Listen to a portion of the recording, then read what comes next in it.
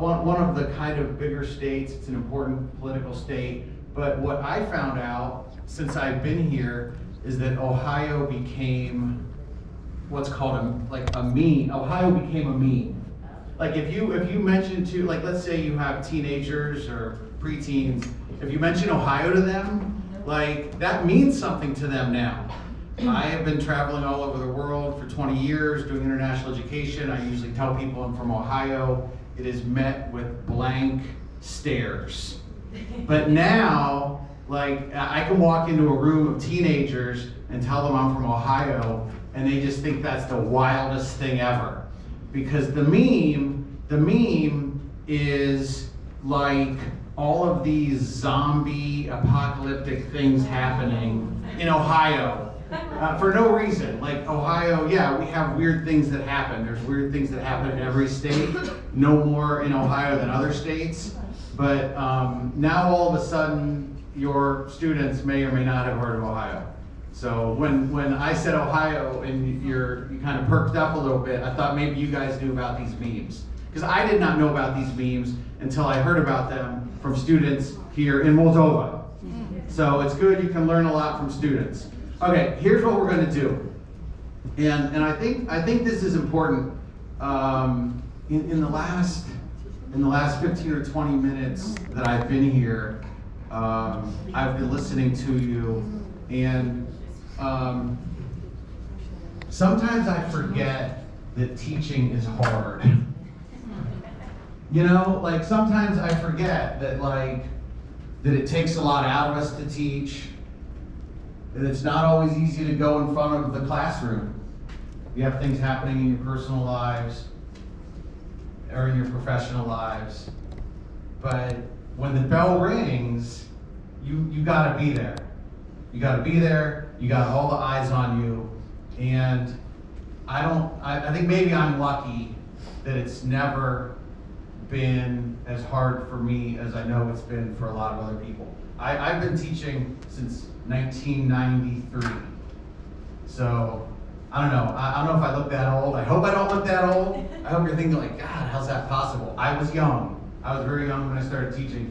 I've been teaching since 1993. Has anybody else been teaching since 1993? Like, that's pretty much 30 years. It'll be 30 years in the fall. And that is wild to think about. That is like, I never expected to be a teacher. Growing up, I didn't want to be a teacher. But I love it. I love it, and the more I teach, the better. The more I teach, the more energy I get.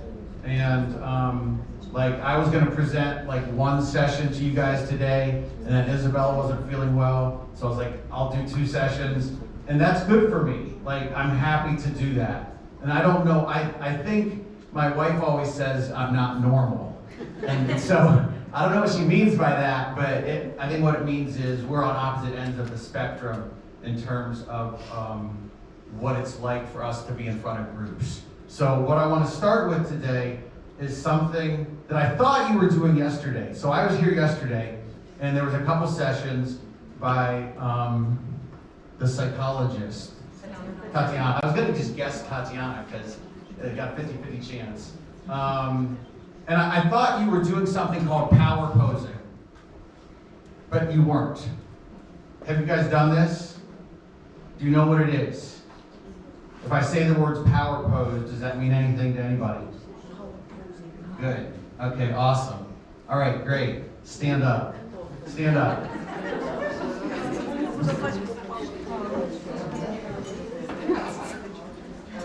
So this is a way that you can start your day. If you're ever feeling like small, if you're ever feeling not big enough or strong enough or powerful enough, something you can do, it's called a power pose. And I only know about it. I only know about it because it's something that my wife did and had to do. You know, I never had the self-doubt. I never had like the struggle, but she does. And so, especially when she was in graduate school, which is sometimes very, very hard. It's hard. You have this thing called the imposter syndrome. I don't know if you've heard about that, but it's where you feel like you're not good enough, and if people just knew who you really were, they wouldn't want you to be around, and so that's something a lot of people struggle with. So she used to do this thing called power posing, and what you do is you stand up and you get big, and you get powerful. And there's usually music involved. Go ahead and do it. 30 seconds. Just like get big, get strong, get powerful.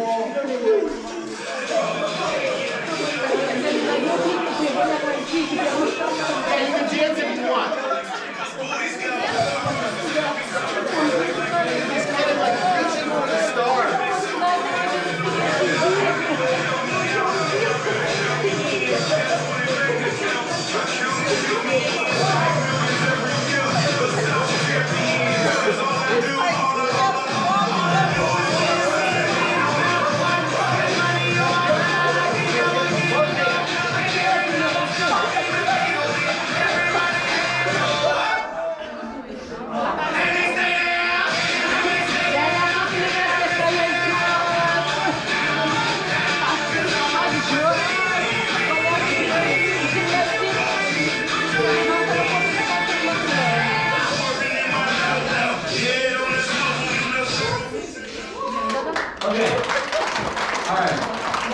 My wife will be very happy when I tell her that I did power poses with you guys. She can sit down now if you want.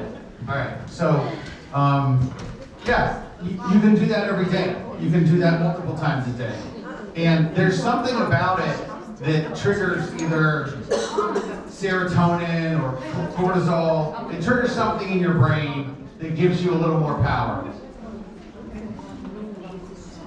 Okay, so can you hear me okay?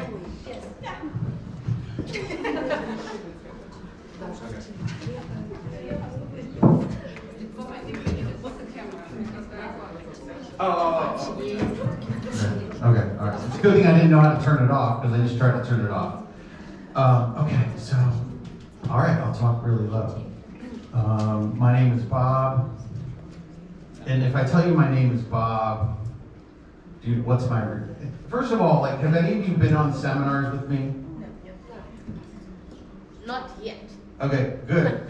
Because I've been doing seminars, online seminars, for a few years with groups in Moldova, like META, the Moldovan English Teachers Association, and I'm currently at the Pedagogical University in Iwan Krianga.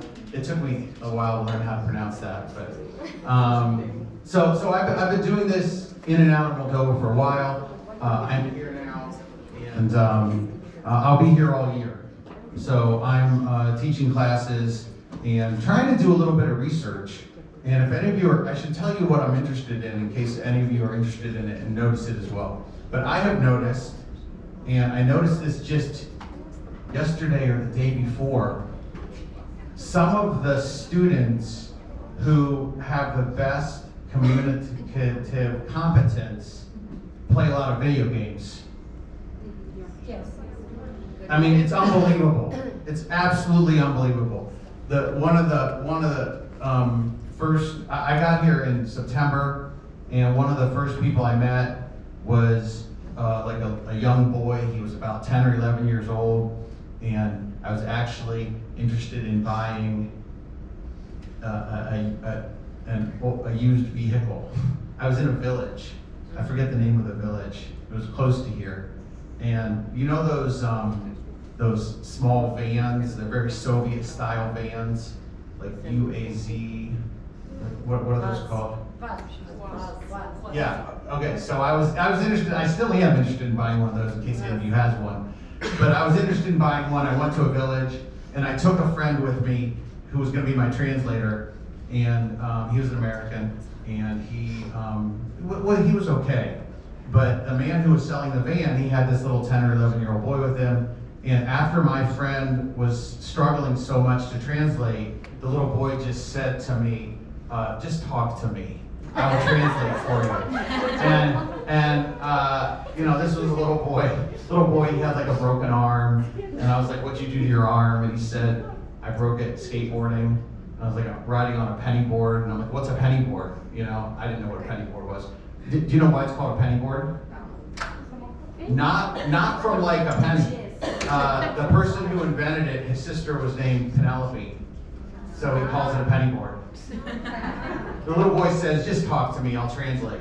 And so he did, he translated, and when I was done, I was like, I had seen this before. So I just like, what video game you play? I knew nothing against the English teaching that happens in schools, but at 10 or 11, for this boy to just be so confident and comfortable, I knew it was because of video games. And he played Minecraft. He played Minecraft a few hours a day, every day, with people from all over the world, including native English speakers. But they play that game in English. So this is really the research that I'm interested in. Like, if you have any students who are incredibly communicatively competent because of video games, let me know. I'm very interested. And I think you also should be interested, because really why I'm here as a teacher is to talk about social media and how social media, video games, Netflix, YouTube is catapulting English language learners all over the world to echelons they've never achieved before. And in some cases, I don't know, do any of you guys, do any of you have students who like speak as well as you, or this is, I spent a lot of my career in and out of China, and especially in China, where the English teachers have never been out of the country and really don't know how to speak themselves, the students are leapfrogging the teachers. And this really scares and threatens the teachers.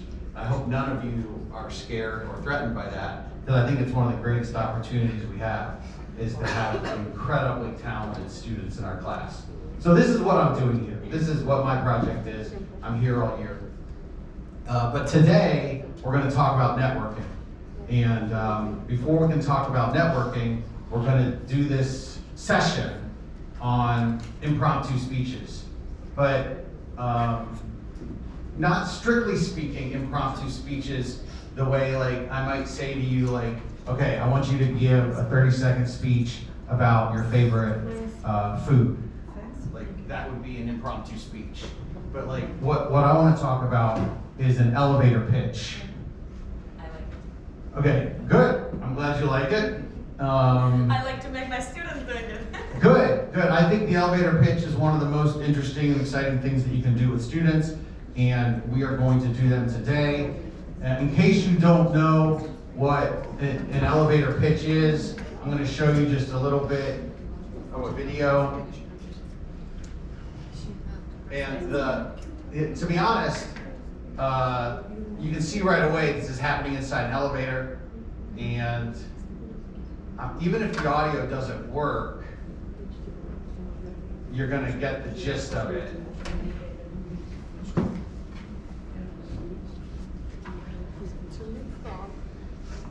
So what you've got here is like, who's this? This is like a really important guy. He's getting in an elevator. He's busy. He's on his phone. The elevator door starts to close. The hand stops the door. This guy gets in the elevator.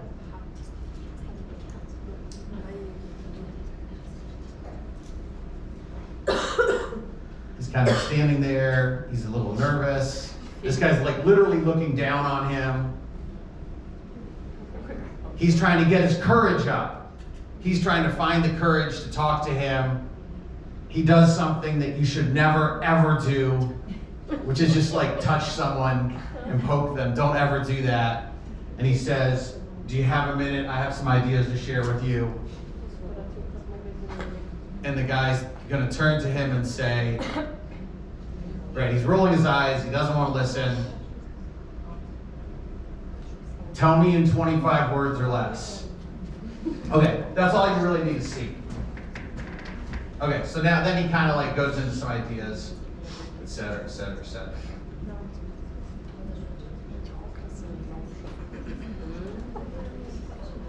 Okay, now I need to get back to my presentation. Okay, all right, so what is an elevator pitch? And sometimes it's called elevator speech. So do you know how we use this verb pitch? Pitch can have a lot of meanings, right? Like in sports, there's a person who throws something, that's called a pitch. You even like when you throw things out, we say pitch it out. Pitch also is a word for like the stuff on the inside of a chimney, like that black carbon coal stuff. That's pitch. But in this case, pitch me. Do you need me to stay up there? Okay, good. All right. In this case, pitch means to offer something to someone else, to give them something and hope that they receive it. So you can read all this. And actually, you see that QR code in the top corner? Can you all like point your phones at that and open that? That's the presentation. So I want you to have the presentation.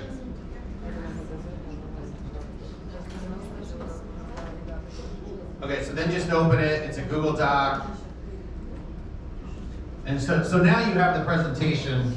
You might need to blow it up. Oh. Oh, okay. So now you all have it, right?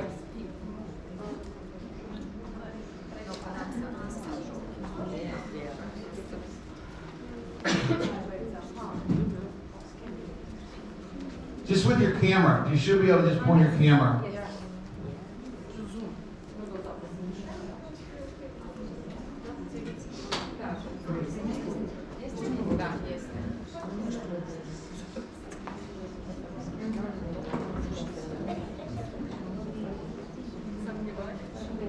Okay, so it's not.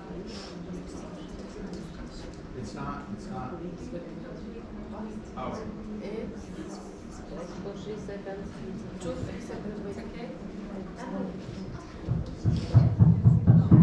Okay, all right. So it's not incredibly important that you can look at it on your phone now since we have these beautiful displays. But I want you to have it. Like when we leave here today, I want you to have it with you. I don't know if you guys use QR codes, but they're awesome. They're so great. Okay, all right. Okay, so, an elevator speech. You can read this if you want. I can read it to you. It's not necessary. I'm sure you can all read. But it's a brief overview of your professional and personal accomplishments and information related to your career aspirations. You guys all get it? Cool. Okay. Usually you use an elevator speech when I love it. I love that you're all looking at your phones, which is great. I mean, I would prefer you look at your phones than look at me. And this is, I encourage this to my students too. Like, I don't know if you have policies in your schools, like no phones, put your phones away. But I'm always like, use your phones. Like, let's get our phones out. Let's do things on our phones. Because don't we have a principle of meet your students where they are? Like kind of metaphorically, meet your students where they are, educationally, whatever level they're at. But like, your students are on their phones. So like, I try to use the technology instead of fight it. Okay, so you use an elevator pitch when you introduce yourself in networking situations and career fairs, and so this is Isabella made this, so she didn't put the video in and she didn't do all of it, but like I kind of adapted what Isabella gave me, so I want to make sure she gets credit for it. And also, I mean, that's an awful lot of words. I've never put that many words on the slide, but you use it when you meet people. They ask you to tell them about yourself. And one thing that I want to stress that's important that we're going to practice is at the end of an elevator pitch, you make an ask, which is a very weird way of saying that. Like, make an ask is not a normal statement, but that's the only way to say it, and that's the way you should say it. You make an ask. You ask someone for something, and we're gonna talk about what you ask for and how you ask for it. You know, I don't know where Isabella came up with the stat that an effective elevator speech is 30 seconds or less, but sure, why not? 30 seconds, 40 seconds, you get the point. Like, the whole point is that, like, you're not on the elevator for very long. And I don't know if have you guys ever been on an elevator? Have any of you ever, like, done this on an elevator? Not with a real elevator, but with like time counting. I've been in 2 situations in elevators where I could have done this, and neither time did it, because I didn't have, like, Courage. yeah, I just was like, the first time, it was with a very, very, very powerful man who's a businessman in New York City. He owns the New York Yankees, if you've ever heard of the New York Yankees.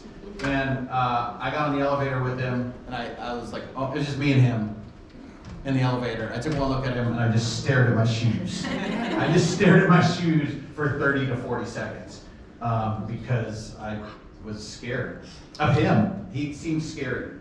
I was very young. I was very young then.